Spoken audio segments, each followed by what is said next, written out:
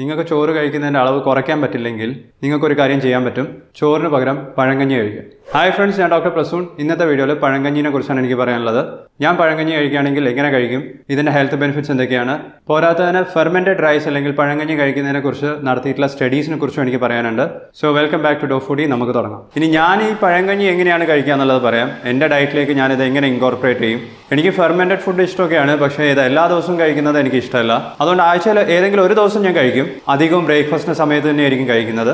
ഇനി രാവിലെ പഴങ്കഞ്ഞി കഴിക്കുന്നത് കൂടുതലാണെന്നുണ്ടെങ്കിൽ, അല്ലെങ്കിൽ സാധാരണ കഴിക്കുന്നതിലും കുറച്ച് കൂടുതൽ കഴിച്ചിട്ടുണ്ടെങ്കിൽ അതിനനുസരിച്ച് ലഞ്ചിൻ്റെ സമയത്ത് റൈസ് കഴിക്കുന്നത് കുറച്ച് കുറയ്ക്കും. ഇല്ലാന്നുണ്ടെങ്കിൽ റൈസിന് പകരം മറ്റു തരത്തിലുള്ള ധാന്യങ്ങളാക്കി മാറ്റും. ഉദാഹരണത്തിന് ചപ്പാത്തിയോ അല്ലെങ്കിൽ മില്ലറ്റ്സ് ഉപയോഗിച്ചിട്ടുള്ള എന്തെങ്കിലും ഭക്ഷണമാക്കി മാറ്റും. ഇനി രാവിലെ ബ്രേക്ക്ഫാസ്റ്റിൻ്റെ കൂടെ പഴങ്കഞ്ഞി മാത്രമല്ല, അതിൻ്റെ കൂടെ കുറച്ച് വെജിറ്റബിൾസും കൂടി കഴിക്കാൻ ഞാൻ ശ്രമിക്കും.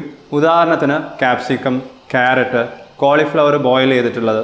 എനിക്ക് ചെറുപ്പം തൊട്ടിട്ടേ എരിവ് കൂടുതൽ ഇഷ്ടമുള്ളതുകൊണ്ട് തന്നെ ഞാൻ എന്തായാലും മുളക് ആഡ് ചെയ്യും, ചെറിയ ഉള്ളി ആഡ് ചെയ്യും, പറ്റുമെങ്കിൽ 1-2 സ്ലൈസ് ഗാർലിക്കും ആഡ് ചെയ്യും. ഇനി ഫെർമെൻറ്റഡ് റൈസിൽ പ്രോട്ടീൻസിൻ്റെ അളവ് കുറവായിരിക്കും. അതുകൊണ്ട് തന്നെ ആവശ്യത്തിന് പ്രോട്ടീൻസ് കിട്ടാൻ വേണ്ടി ഒരു മുട്ട അത് ആഡ് ചെയ്യും. ഇല്ലാന്നുണ്ടെങ്കിൽ നട്ട്സ് ആഡ് ചെയ്യും. 10 കാഷ്യൂനട്ടോ അല്ലെങ്കിൽ 10 ആൽമണ്ട്സോ ആഡ് ചെയ്യും. ഇനി പഴങ്കഞ്ഞി ഇങ്ങനെ തന്നെ കഴിക്കാം, ഇല്ലാന്നുണ്ടെങ്കിൽ സ്മൂത്തീൻ്റെ രൂപത്തിലും കഴിക്കാം. പക്ഷേ സ്മൂത്തി എനിക്ക് അങ്ങനെ അത്ര ഇഷ്ടമല്ല, അതുകൊണ്ട് ഞാൻ സ്മൂത്തി ആക്കി കഴിക്കില്ല, അല്ലാതെ തന്നെ കഴിക്കുള്ളൂ. ഇനി പ്രോട്ടീൻസിന് വേണ്ടിയിട്ട് നിങ്ങൾക്ക് മുട്ട തന്നെ കഴിക്കണമെന്നില്ല. നിങ്ങളൊരു വെജിറ്റേറിയൻ ആണെന്നുണ്ടെങ്കിൽ നിങ്ങൾക്ക് മുളപ്പിച്ച ചെറുപയർ ആഡ് ചെയ്യാം. വൻപയറും കഞ്ഞിയും ഇഷ്ടപ്പെടാത്ത മലയാളികൾ ഉണ്ടാവില്ല, എനിക്കും ഇഷ്ടമാണ്. നിങ്ങൾക്ക് വേണമെങ്കിൽ വൻപയർ ആഡ് ചെയ്യാം, കടല ആഡ് ചെയ്യാം. ഫെർമെൻറ്റഡ് റൈസ് അല്ലെങ്കിൽ പഴങ്കഞ്ഞി കഴിച്ചു കഴിഞ്ഞാൽ പലതരത്തിലുള്ള ഹെൽത്ത് ബെനിഫിറ്റ്സ് ഉണ്ട്. ഇതൊന്നും അറിയാതെയാണ് പണ്ട് തൊട്ടിട്ടുള്ള ആൾക്കാർ ഈ പഴങ്കഞ്ഞി കഴിച്ചുകൊണ്ടിരുന്നതും അവർക്ക് ദഹന സംബന്ധമായിട്ടുള്ള പല പ്രശ്നങ്ങളും പോയിട്ടുണ്ട്. പക്ഷേ ഡൈജസ്റ്റീവ് സിസ്റ്റം മാത്രമല്ല, മറ്റു പലതരത്തിലുള്ള ഹെൽത്ത് ബെനിഫിറ്റ്സും പഴങ്കഞ്ഞിക്കുണ്ട്. അതെന്തൊക്കെയാണെന്നും കൂടി ഞാൻ പറയാം. പഴങ്കഞ്ഞി കഴിക്കുന്നതിനനുസരിച്ച് തന്നെ നമ്മളുടെ ഗട്ടിൽ, നമ്മളുടെ ഇൻറ്റസ്റ്റൈനിലുള്ള ഫ്രണ്ട്ലി ബാക്ടീരിയൻ്റെ അളവ് കൂട്ടാൻ സാധിക്കും. ഇവരെയൊക്കെ നമ്മൾ ഗട്ട് മൈക്രോബിയം എന്നാണ് പറയുന്നത്.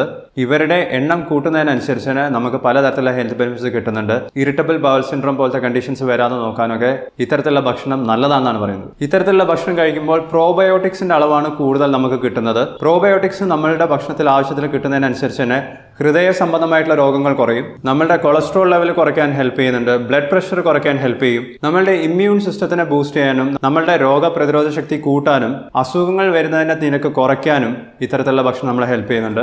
ഇതുകൂടാതെ പുതിയ സ്റ്റഡീസിലും പറയുന്നത് നമ്മളുടെ ബ്രെയിനും ഇൻറ്റസ്റ്റൈൻസും തമ്മിൽ വലിയൊരു കണക്ഷൻ ഉണ്ടെന്നാണ്. ഇത്തരത്തിലുള്ള ഭക്ഷണം കൂടുതൽ കഴിക്കുന്നതിനനുസരിച്ച് തന്നെ നമ്മളുടെ നെർവസ് സിസ്റ്റം കുറച്ചും കൂടി മികച്ചതായി പ്രവർത്തിച്ചു തുടങ്ങും.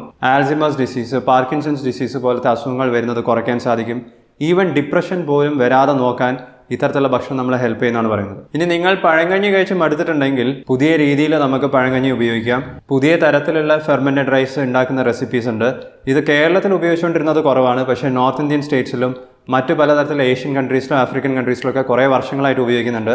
നമ്മളുടെ നാട്ടിലത്തെ പഴങ്കഞ്ഞീനെ വെച്ച് കമ്പയർ ചെയ്യുമ്പം ഇനി ഞാൻ പറയാൻ പോകുന്ന തരത്തിലുള്ള ഫെർമെൻറ്റഡ് റൈസിന് കുറച്ച് കൂടുതൽ ന്യൂട്രിയൻസ് ഉണ്ടാവുമെന്നാണ് പറയുന്നത്. ബെനിഫിറ്റ്സും കൂടുതലായിരിക്കും. കാരണം ഇത് ഉണ്ടാക്കുന്ന സമയത്ത് സ്റ്റാർട്ടർ കൾച്ചറായിട്ട് ഇവർ ഉപയോഗിക്കുന്നത് ചില തരത്തിലുള്ള പ്ലാന്റിൻ്റെ പാർട്സ് ആണ്. പലതരത്തിലുള്ള പ്ലാന്റ്സ് ഉപയോഗിക്കുന്നുണ്ട്, പക്ഷേ ഏറ്റവും കൂടുതൽ ഉപയോഗിച്ചുകൊണ്ടിരിക്കുന്നത് ആസ്പെരാഗസ്, ചീര പോലത്തെ ചെടികളാണ്. സ്റ്റാർട്ടർ കൾച്ചറിൽ ഇത്തരത്തിലുള്ള ചെടികൾ ഉപയോഗിക്കുകയാണെങ്കിൽ ഈ ചെടികളിലുള്ള മൈക്രോ ഓർഗാനിസംസ്, ആ മൈക്രോ ഓർഗാനിസംസ് ആണ് പിന്നീട് റൈസിൽ ഫെർമെൻറ്റേഷൻ പ്രോസസ്സ് സ്റ്റാർട്ട് ചെയ്യുന്നത്.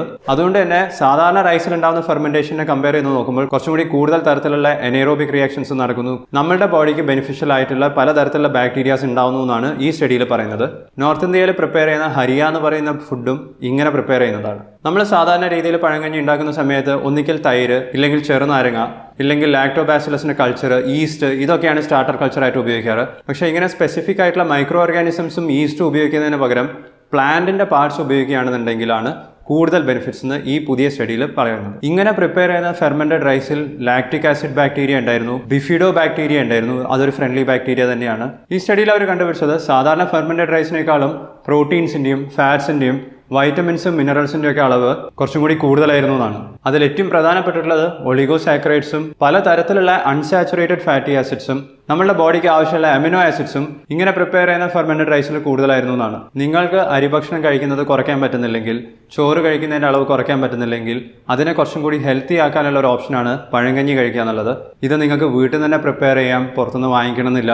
ഞാൻ കുറച്ചു മുമ്പേ പറഞ്ഞ പ്ലാന്റ്സ് സ്റ്റാർട്ടർ കൾച്ചറായിട്ട് യൂസ് ചെയ്യുന്ന ഫെർമെൻറ്റഡ് റൈസ്, ഇതൊക്കെ പ്രിപ്പയർ ചെയ്യാൻ 3-4 ദിവസം എടുക്കാറുണ്ട്. പക്ഷേ ഇങ്ങനെ പ്രിപ്പയർ ചെയ്യുന്ന ഫെർമെൻറ്റഡ് റൈസിന് സാധാരണ റൈസിനേക്കാളും എത്രയോ കൂടുതൽ ന്യൂട്രിയൻസ് അടങ്ങിയിട്ടുണ്ട്, ഹെൽത്ത് ബെനിഫിറ്റ്സും കൂടുതലായിരിക്കും. ഇനി നിങ്ങൾ ഇതൊന്നും ചെയ്യുന്നില്ല, ചോറ് കഴിക്കുന്നതിൻ്റെ അളവ് കുറയ്ക്കാൻ പറ്റാതെ അങ്ങനെ തന്നെ കണ്ടിന്യൂ ചെയ്യുകയാണെന്നുണ്ടെങ്കിൽ അതാണ് ഇപ്പോഴത്തെ കാലത്ത് പലതരത്തിലുള്ള ജീവിതശൈലി രോഗങ്ങളുടെ പ്രധാന കാരണം എന്ന് പറയുന്നത്. പ്രമേഹം, ഹൈ ബ്ലഡ് പ്രഷർ, കൊളസ്ട്രോൾ കൂടുന്നത്, ഫാറ്റി ലിവർ ഡിസീസ് ഉണ്ടാവുന്നത്, ഹൃദയ സംബന്ധമായിട്ടുള്ള രോഗങ്ങൾ വരുന്നത്, ഇതിൻ്റെയൊക്കെ മൂല കാരണം എന്ന് പറയുന്നത് കൂടുതലായിട്ട് കഴിക്കുന്ന ചോറ് തന്നെയാണ്. ആ ചോറിനെ നമുക്ക് കുറച്ചൊന്ന് ഹെൽത്തി ആക്കാനുള്ള ഒരു നല്ല വഴിയാണ് പഴങ്കഞ്ഞി ആക്കുക എന്നുള്ളത്. നിങ്ങൾ ഒരാഴ്ചയിൽ എത്ര ദിവസം പഴങ്കഞ്ഞി കുടിക്കാറുണ്ട്? ആ കാര്യം വീഡിയോയുടെ താഴെ ഒന്ന് കമൻറ്റ് ചെയ്യുക. ഇനി നിങ്ങൾക്ക് പഴങ്കഞ്ഞി ഉണ്ടാക്കാൻ സ്പെഷ്യലായിട്ട് എന്തെങ്കിലും റെസിപ്പി ഉണ്ടെങ്കിൽ അതും വീഡിയോയുടെ താഴെ ഷെയർ ചെയ്യാം.